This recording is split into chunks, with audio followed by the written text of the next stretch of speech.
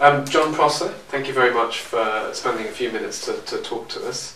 What I wanted to ask you is really what I'm asking a number of people at this conference, and that's what advice you would give me as potentially a new researcher in visual research, in terms of avoiding common pitfalls and doing the things that would hopefully make for a successfully completed research project using visual methods.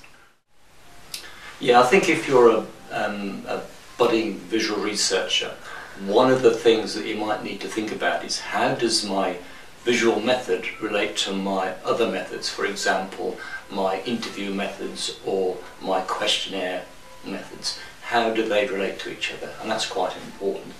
And then I would go for a very easy, straightforward, well, a relatively easy, straightforward visual method, such as photo elicitation. It's a fairly straightforward technique whereby you interview a person, but you're using a photograph and you're asking them to give their views on that particular images or sets of images. And that's a very good and very sort of dynamic approach.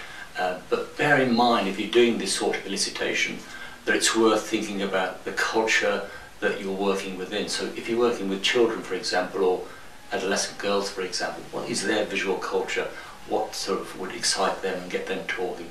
And for example, if you talk to 15-year-old girls, ask them about their phones, and they'll start showing you not only the sort of aesthetics of the phone and start talking about it, but talking about the images on the phones and the way they communicate, because it's object elicitation then, which is another form.